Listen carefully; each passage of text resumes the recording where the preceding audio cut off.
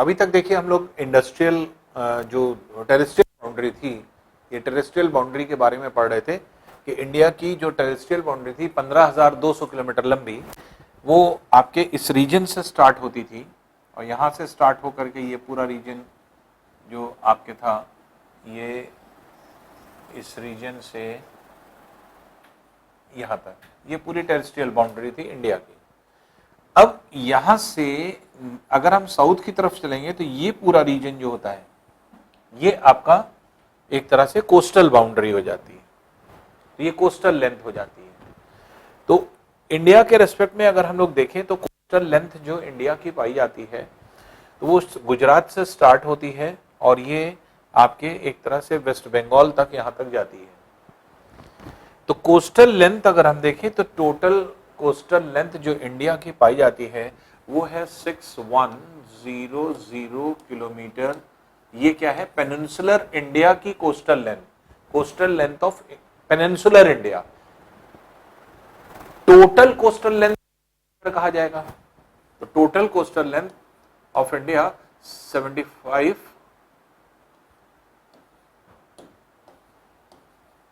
7516.6 kilometre जो है आपके ये लेंथ होती है। तो 7516.6 किलोमीटर आपकी लेंथ ये होती है और टोटल जो है आपके कोस्टल लेंथ जो है आपके 6100 किलोमीटर है, जो कि आपके यहाँ गई है। ठीक है, अब इसका मतलब क्या हुआ, ये दोनों का मतलब क्या हुआ? जब हम कहते हैं पेनिनसुलर इंडिया की टोटल लेंथ, तो पेनिनसुलर इंडिया की कोस्टल टोटल लेंथ जो होती है वो यहां से शुरू होकर के और ये पूरा रीजन यहां से यहां तक की, ये क्या है? 6100 किलोमीटर। और जब हम इसके साथ साथ इंडिया के क्या है, 247 द्वीप है, 247 आइलैंड्स है। 247 आइलैंड्स के चारों तरफ जो है, अब जैसे अंडमान निकोबार है, ये भी तो इंडिया है, लक्षद्वीप है, ये भी तो इंडिया है। तो जितने आइलैंड हैं उसके चारों तरफ जो बाउंड्री है वो भी तो कोस्टल लेंथ है। तो 247 जो आपके आइलैंड्स हैं उनके चारों तरफ जो कोस्टल लेंथ है उसको जब हम ऐड कर देते हैं, जब 6100 किलोमीटर में हम जब coastal length of islands add कर देते हैं तब ये हो जाती है 7516.6 किलोमीटर, 7516.6 किलोमीटर, इतनी लेंथ हो जाती है। तो इंडिया की टोटल कोस्टल लेंथ कितनी है? 7516.6 किलोमीटर। और पेनिनसुलर इंडिया की कोस्टल लेंथ अगर कहा जाए तो पेनिनसुलर इंडिया में पेनिनसुला इंडिया का जो पेनिनसुला है उसकी सिर्फ लेंथ पूछ रहा है, कोस्टल लेंथ, तो वो 6100 किलोमीटर है। दोनों में फर्क आप समझ रहे हैं? दोनों में फर्क है। जब कहेगा पेनिनसुलर इंडिया की कोस्टल लेंथ, तो इंडियन कोस्टल लेंथ या पेनिनसुलर कोस्टल लेंथ तो आपका 6100 किलोमीटर हो जाएगा। लेकिन इंडिया की टोटल कोस्टल लेंथ जब कहेगा तो total length peninsular coastal length plus 247 islands के चारों तरफ पाई जाने वाली जितनी भी जो है आपकी कोस्टल लेंथ उनको ऐड किया जाए तो 247 इंडिया के द्वीप हैं। इन 247 द्वीपों के चारों तरफ पाई जाने वाली जो सीमा है उसको जो है आपकी लेंथ है, उन सबको ऐड करने के बाद 7516.6 किलोमीटर लेंथ हो जाती है। ये जो है आपकी लेंथ होती है। तो इस तरह से अगर हम देखें तो टोटल इंडिया की बाउंड्री अगर हम बात करें तो हमने देखा 15,200 किलोमीटर। और इंडिया की कोस्टल लेंथ की अगर हम सिर्फ बात करें, पेनिनसुलर इंडिया की कोस्टल लेंथ तो 00312 21,300 किलोमीटर जो है आपकी टोटल बाउंड्री है इंडिया की, एक्सक्लूडिंग जो है आपके एक तरह से आइलैंड्स, 247 आइलैंड्स को हटा करके। तो terrestrial boundary plus coastal boundary अगर टोटल लेंथ इंडिया के लिए लिया जाए तो ये है। और अगर हम एक्चुअल को टोटल लेंथ लें ऑफ इंडिया को जो है आपकी बाउंड्री की तो 15,200 में से ये टेरेस्ट्रियल बाउंड्री है, हम 7516.6 किलोमीटर यहां जोड़ दें, 7516.6 किलोमीटर जोड़ दें तो हो जाएगा 6172। तो 22,716.6 किलोमीटर टोटल लेंथ जो हो जाएगी आपकी बाउंड्री की हो जाएगी। तो इंडिया की टोटल बाउंड्री लेंथ जो है वो 22,716.6 किलोमीटर है। लेकिन कभी हम लोग टोटल लेंथ की बात नहीं करते। टोटल लेंथ में क्या आ गया, टेरेस्ट्रियल बाउंड्री भी आ गई, पेनिनसुलर कोस्टल भी आ गया, प्लस जो है आपके जितने 247 द्वीप है, 247 आइलैंड्स है, उनके चारों तरफ के जितना भी आपके लेंथ है उसकी भी बाउंड्री को हम लोग इंक्लूड अगर कर लें तो वो आपके 22,716.6 किलोमीटर हो जाएगा। लेकिन हम लोग इसको अलग अलग करके पढ़ते हैं। टेरेस्ट्रियल बाउंड्री अलग हम लोग ने पढ़ लिया, जो कि आपके 7 देशों की सीमा को स्पर्श करती है। 7 देश आपने पढ़ा था, 15,200 किलोमीटर जो थी वो पाकिस्तान, अफगानिस्तान, चाइना, नेपाल, भूटान, म्यांमार और बांग्लादेश, ये 7 देश थे जो इंडिया की 15,200 किलोमीटर लंबाई की लेंथ को टच करते हैं। उसके अलावा जो कोस्टल लेंथ आपके इंडिया की होती है, ये कोस्टल लेंथ अगर देखा जाए तो 9 राज्य हैं जो इसको टच करते हैं। 9 राज्य पाए जाते हैं। इन 9 राज्यों में अगर आप देखेंगे तो गुजरात, महाराष्ट्र, गोवा, कर्नाटक, केरला, ये 5 राज्य कहां हैं, वेस्टर्न कोस्ट पर। ईस्ट कोस्ट पर 4 राज्य हैं, तमिलनाडु, आंध्र प्रदेश, उड़ीसा और वेस्ट बंगाल। तो 9 ऐसे स्टेट्स हैं इंडिया के जो इंडिया के पेनिनसुलर कोस्टल लेंथ को कवर करते हैं। ये पेनिनसुलर कोस्टल लेंथ हो जाती है इंडिया की, जो कि यहां पर कवर अप होती है। तो पेनिनसुलर कोस्टल लेंथ पे अगर पूछा जाए कि इंडिया के कितने स्टेट्स, 9 वेस्टर्न कोस्ट पर कितने हैं, वेस्टर्न कोस्ट पर अगर हम देखेंगे तो गुजरात, महाराष्ट्र, गोवा, कर्नाटक, केरला 5 पर देखेंगे, तमिलनाडु, आंध्र प्रदेश, उड़ीसा और वेस्ट बंगाल। तो ये आपके कोस्ट हो जाते हैं जो कि यहां पर पाए जाते हैं। अब देखिए, इन कोस्टल रीजन्स में कुछ कोस्टल रीजन्स को स्पेसिफिक नाम दिया गया है। अलग अलग राज्यों में इनको अलग अलग नाम दिया जाता है। अब नाम में देखें क्या है, स्पेसिफिकली क्या बोला गया। जैसे गुजरात का जो कोस्ट है यहां से यहां तक, ये क्या कहलाता है, ये काठियावाड़ कोस्ट कहलाता है। काठियावाड़ कोस्ट क्यों कहते हैं, क्योंकि यहीं पर काठियावाड़ पठार है, प्लेट्यू है। तो गुजरात में काठियावाड़ पठार होता है, इसलिए उसकी कोस्टल लेंथ पे इसको काठियावाड़ कोस्ट कहते हैं। लेकिन जो मेन इसका नाम है, गुजरात का पूरे कोस्ट का नाम, ये क्या है, इसको कहा जाता है सौराष्ट्र कोस्ट। सौराष्ट्र कोस्ट। और इसे एक और नाम दिया जाता है क्योंकि इस कोस्ट पर सबसे ज्यादा मात्रा में ज्वार आते हैं, टाइड्स आते हैं। तो टाइड्स बहुत ज्यादा आते हैं और जिसकी वजह से इनको क्या कहा जाता है, तो ये टाइडल कोस्ट के नाम से भी जाना, ज्वारी तट के नाम से भी जाना जाता है।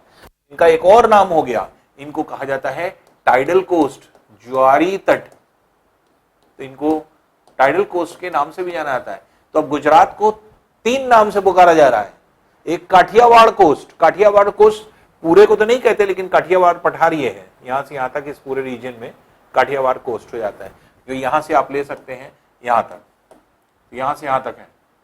लेकिन जो पूरा कोस्ट का नाम अगर हम कहें, गुजरात के संपूर्ण कोस्ट का नाम अगर हम कहें तो सौराष्ट्र है। सौराष्ट्र कोस्ट के नाम से जाना जाता है और इसी को ज्वारी तट भी कहते हैं। कोस्टल जो है आपके एक टाइडल कोस्ट के नाम से भी जाना जाता है, क्योंकि इंडिया का सबसे ज्यादा ज्वार कहां आता है, सबसे ज्यादा ज्वार, सबसे ज्यादा टाइड्स जो आते हैं वो आपके गुजरात के तट पर आते हैं। फिर मुंबई महाराष्ट्र का जो रीजन है और गोवा, महाराष्ट्र और गोवा के तटीय क्षेत्रों को क्या कहा जाता है, कोंकण कोस्ट, कोंकण तट के नाम से जाना जाता है। तो महाराष्ट्र और गोवा ये स्टेट के तटीय क्षेत्रों को या तट को क्या कहते हैं, इसको कोंकण कोस्ट के नाम से जाना जाता है। फिर कर्नाटक का जो कर्नाटक रीजन है, कर्नाटक रीजन के जो कोस्ट होता है, कर्नाटक रीजन के कोस्ट को क्या कहा जाता है, ये कहा जाता है आपके कन्नड़ कोस्ट। इसे कन्नड़ तट या इसी को कनारा तट भी कहते हैं। तो कन्नड़ या कनारा तट भी कहा जाता है कर्नाटक के तटीय क्षेत्रों को। तो कर्नाटक का कोस्टल रीजन जो है वो कन्नड़ कोस्ट या कनारा कोस्ट के नाम से जाना जाता है। तो कन्नड़ तटीय क्षेत्र या कनारा तटीय क्षेत्र के नाम से जाना जाता है। केरला के जो है आपके तटीय क्षेत्र को क्या कहते हैं, ये यहाँ पर जो है आपके एक तरह से कन्याकुमारी भी को जो है आपके पड़ता है नीचे सदर्न मोस्ट पॉइंट पे, तो इसलिए सदर्न पॉइंट में कन्याकुमारी कोस्ट भी कहते हैं, लेकिन मेनली इसका नाम क्या है, इसको कहा जाता है मालाबार कोस्ट। तो केरला के कोस्ट को क्या कहा जाता है, मालाबार कोस्ट, तो इसका मालाबार नाम होता है, तो मालाबार कोस्ट के नाम से इसको जाना जाता है। तो मालाबार कोस्ट ये केरला के तटीय क्षेत्र को कहते हैं। फिर देखिए तमिलनाडु के कोस्ट को और प्लस आंध्र प्रदेश के भी कोस्ट को, आंध्र प्रदेश और तमिलनाडु के कोस्ट को कोरोमंडल कोस्ट कहा जाता है। तो कोरोमंडल कोस्ट दोनों को कहा जा रहा है, लेकिन मेनली तमिलनाडु के कोस्ट को ही कोरोमंडल कहते हैं। आंध्र प्रदेश के तट कोस्ट को कोरोमंडल भी कह देते हैं, कभी कभी आंध्रा कोस्ट भी कह देते हैं।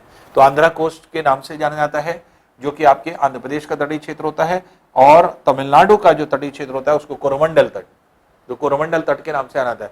तो कोरोमंडल तट एक्चुअल में अगर देखें तमिलनाडु आंध्र प्रदेश दोनों को कहा जाता है, लेकिन जो है आपके कोरोमंडल अगर कहा जाए किस पर्टिकुलर रीजन को कहा जाता है, तो वो तमिलनाडु के रीजन को कोरोमंडल तट के नाम से जाना जाता है। आंध्र प्रदेश के तट को आंध्र प्रदेश आंध्रा तट भी कहते हैं, जो है आपके कोरोमंडल भी कहते हैं। उड़ीसा के तटीय क्षेत्रों को क्या कहा जाता है, उड़ीसा के तटीय क्षेत्र को कहा जाता है उत्कल कोस्ट। उत्कल कोस्ट के नाम से भी जाना जाता है, और इसी को जाना जाता है आपके नॉर्थ सरकार, उत्तरी सरकार, उत्तरी सरकार तट जो है आपके किसको कहा जाता है, उड़ीसा के तटीय क्षेत्रों को। तो उड़ीसा के जो आपके कोस्टल रीजन होता है उसको कहते हैं नॉर्थ सरकार कोस्ट, और वेस्ट बंगाल के जो तटीय क्षेत्र होते हैं इसे बंगाल कोस्ट के नाम से जाना जाता है। तो ये बंगाल कोस्ट भी कहते हैं, और जो आपके एक तरह से कोलकाता के साउथ में जो पोर्शन है या कोलकाता वाला रीजन जो होता है, वहां पर इसे डायमंड हार्बर भी कहते हैं, हीरे की तरह चमकता है। पूरा जो कोस्ट होता है ये क्या है कि इसकी जो बालू होती है, रेत होती है, बहुत ज्यादा चमकीली होती है, और सूर्य उदय और सूर्यास्त के समय, सनराइज और सनसेट के समय जब तिरछी किरणें पड़ती हैं तो पूरी बालू चमकती है एकदम हीरे की तरह से। तो पूरा रीजन जो है आपके सफेद चमकता है हीरे की तरह से, इसीलिए बंगाल तट को डायमंड हार्बर भी कहते हैं। तो डायमंड हार्बर के नाम से जाना जाता है। तो इसलिए अगर विशेषकर अगर आप देखेंगे तो इन सब की अलग अलग विशेषताएं हैं। तो फिर से एक बार देख लें, गुजरात के तटीय क्षेत्रों को हमने दो नाम दिया, नीचे के जो रीजन होता है इसे काठियावाड़ कोस्ट क्यों कहते हैं, क्योंकि काठियावाड़ पठार है, ये काठियावाड़ कोस्ट कहा जाता है। लेकिन पूरे कोस्ट को क्या कहा जाता है, सौराष्ट्र कोस्ट। तो सौराष्ट्र तटों के नाम से जाना जाता है गुजरात के तटीय क्षेत्र, और इस सौराष्ट्र तट पर सबसे ज्यादा ज्वार आते हैं, इसलिए इसको ज्वारी तट या टाइडल कोस्ट भी कहा जाता है। महाराष्ट्र और गोवा के तटीय क्षेत्रों को कोंकण तट, कोंकण कोस्ट। इसी तरह से कर्नाटक के तटीय क्षेत्रों को क्या कहा जाता है, कन्नड़ कोस्ट या कनारा कोस्ट। तो कन्नड़ या कनारा कोस्ट के नाम से जाना जाता है। जो केरला है, केरला के तटीय क्षेत्रों को क्या कहा जाता है, Malabar coast. Main Malabar coast है, और कन्याकुमारी के नीचे रीजन में कन्याकुमारी कोस्ट भी कहते हैं, लेकिन मेन जो है आपके केरला के तटीय क्षेत्रों को मालाबार कोस्ट के नाम से जाना जाता है। तमिलनाडु के तटीय क्षेत्रों को कोरोमंडल कोस्ट कहा जाता है। आंध्रा के जो है आपके आंध्र प्रदेश को आंध्रा कोस्ट कहते हैं, और कभी कभी ये भी कहा जाता है कि आंध्र प्रदेश और तमिलनाडु पूरे कोस्ट को ही कोरोमंडल कहा जाता है, लेकिन विशेषकर अगर पूछा जाए तो आप तमिलनाडु को ही टिक करेंगे कोरोमंडल कोस्ट में, और आंध्र प्रदेश के तटों को आंध्रा कोस्ट। फिर उड़ीसा के तटीय क्षेत्रों को क्या कहा जाता है, उत्कल कोस्ट कहते हैं, और या फिर इसी को नॉर्थ सरकार कोस्ट के नाम से जाना जाता है।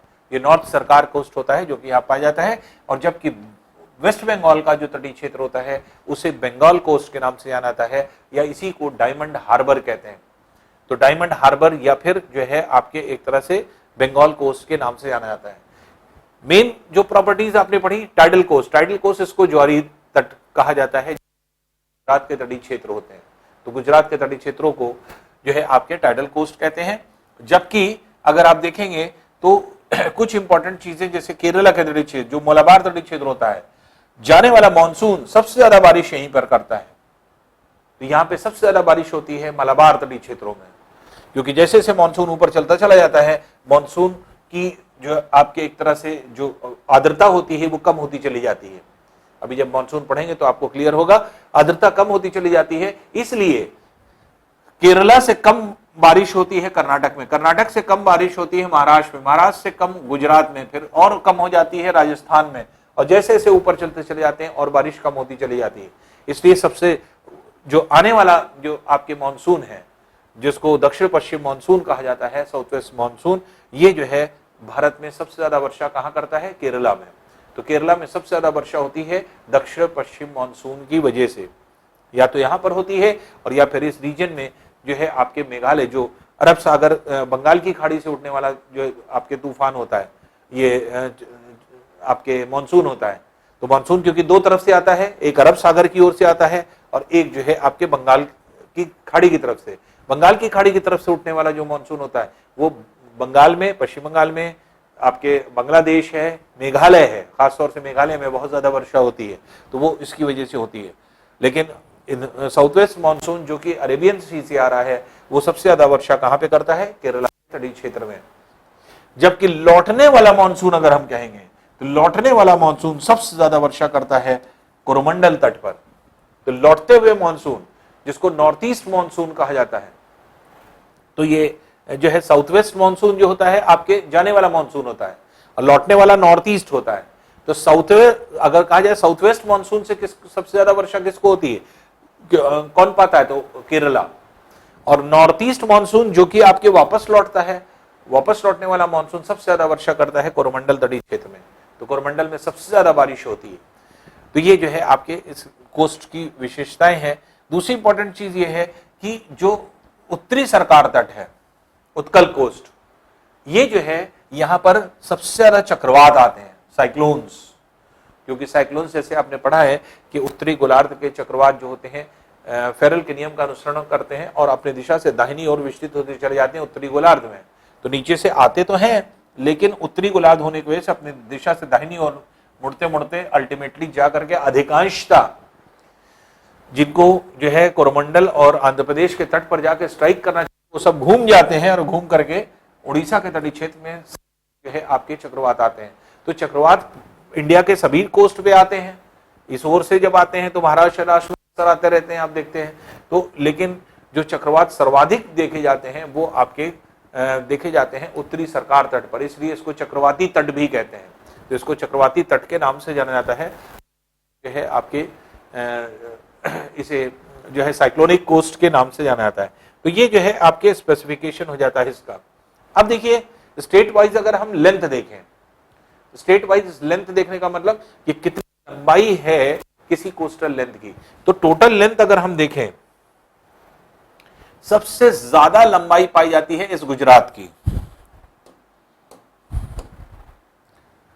ये जो गुजरात का तट है ये सबसे ज्यादा कटापटा है, मुड़ा है, और जिसकी वजह से ये सबसे लंबी लेंथ है। दूसरी सबसे लंबी लेंथ आंध्र प्रदेश की होती है सीमा की। तो वेस्टर्न कोस्ट पर सबसे ज्यादा गुजरात, ईस्टर्न कोस्ट पर आंध्र प्रदेश, और अगर वेस्टर्न ईस्टर्न दोनों मिला दें तो सबसे ज्यादा किसकी? गुजरात की। तो गुजरात कोस्ट सबसे लंबा कोस्ट है। तो इसलिए अगर पूछा जाए कि कोस्टल लेंथ सबसे ज्यादा किस किस जो है स्टेट की है इंडिया में, तो वो आपके गुजरात की है। कितनी है वो आप यहां से टेबल में देख सकते हैं।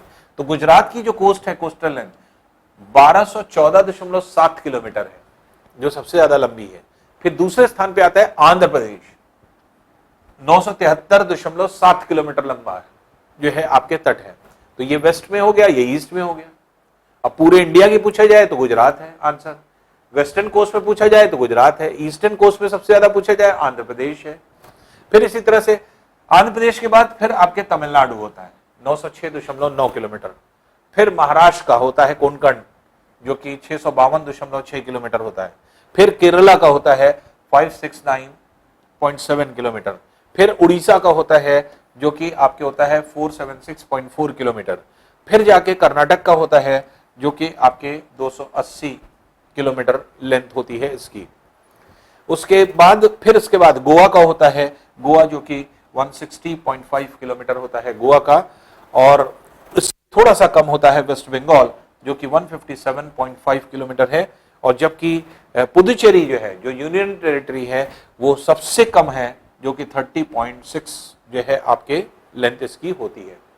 तो पुदुचेरी में जैसे हमने आपको इससे पहले बताया भी था, तो पुदुचेरी जो है ये एक तरह से अगर देखें तो 3 राज्यों में 4 स्थानों पर है। ये भी देखिए पुदुचेरी लिखा हुआ है, यहां पर भी देखिए पुदुचेरी लिखा हुआ है, यहां पर भी देखिए पुदुचेरी लिखा हुआ है, यहां पर भी देखिए पुदुचेरी लिखा हुआ है। पुदुचेरी जिसका पौंडीचेरी जिसका नाम था वो अब पुदुचेरी हो गया है। तो पुदुचेरी जो है एक तरह कहा जाए तो वो कहां पे पाई जाती है? 3 राज्यों में पाई जाती है। कौन से राज्य में? केरला में, तमिलनाडु में, आंध्र प्रदेश में। तो केरला, तमिलनाडु, आंध्र प्रदेश, ये जो है आपके एक तरह से ये 3 स्टेट में पुदुचेरी पाई जाती है। तमिलनाडु में 2 स्थान पे है, एक है पुदुचेरी, एक है कराईकाल नाम से। तो पुदुचेरी और कराईकाल नाम से। आंध्र प्रदेश में क्या है? यनाम नाम से। और केरला में क्या है? माहे के नाम से। तो ये माहे के नाम से होती है। तो इस तरह से अगर हम देखें तो ये आपके पुदुचेरी 4 स्थानों पर मिलती है। तो पुदुचेरी 4 स्थानों पर है, 3 राज्यों में है। 3 राज्यों में कहां? तमिलनाडु में 2 जगह, एक जगह आंध्र प्रदेश, एक जगह केरला। केरला में माहे के नाम से है, तमिलनाडु में पुदुचेरी और कराईकाल के नाम से है, और आंध्र प्रदेश में जो है वो आपके पुदुचेरी जो है यानाम के नाम से है। तो इस तरह से अगर हम देखें तो पुदुचेरी की पोजीशन इस तरह से होती है। और बाकी आप जानते हैं कि जो इंडिया का अंडमान निकोबार द्वीप समूह है, ऊपर अंडमान है, नीचे निकोबार है। तो इसमें जैसे आप देखते हैं जो अंडमान की राजधानी है वो पोर्ट ब्लेयर है, जो कि यहाँ पर पाई जाती है, और लक्षद्वीप यहाँ पर पाया जाता है जिसकी राजधानी कावारती होती है। कावारती जो है आपके लक्षद्वीप की राजधानी है। तो ये जो है आपके इनको डिटेल वे से हम देखेंगे जो है आइलैंड्स के बारे में, क्योंकि जो नेक्स्ट टॉपिक हम लोगों का है वो बहुत ही इंटरेस्टिंग टॉपिक है और बहुत ही ज्यादा जो है आपके एक तरह से इंफॉर्मेटिव टॉपिक भी है, जो कि आपके ये बताता है कि इंडिया का जो एक्सटेंशन है वो एक्सटेंशन जो है आपके किस तरह से बटा हुआ है, या इंडिया में कौन कौन से कोस्टल जो है आपके कोस्टल लाइन कहाँ है, आपका टेनियस रीजन कहाँ है, प्लेट्यू रीजन कहाँ है, प्लेन रीजन कहाँ है। तो इस तरह से फिजिकल डिवीजन ऑफ इंडिया, ये इंडिया का इसी के बाद आपका नेक्स्ट टॉपिक हो जाता है।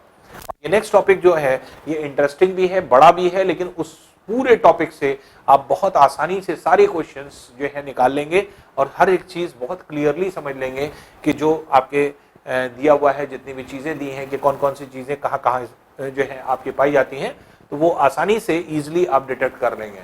इंडिया को कैसे जो है आप 4 पार्ट में बांटा गया है, ये 4 रीजन्स क्या होते हैं, और जो है आपके जैसे हिमालयन रीजन है, गंगा सतलज प्लेन है, फिर इसके बाद जो है आपके एक तरह से प्रायद्वीपी पठार है, रीजन अलग होता है, फिर कोस्टल रीजन होता है, और फिर उसके बाद हो जाता है आपके जैसे आपके आइलैंड्स।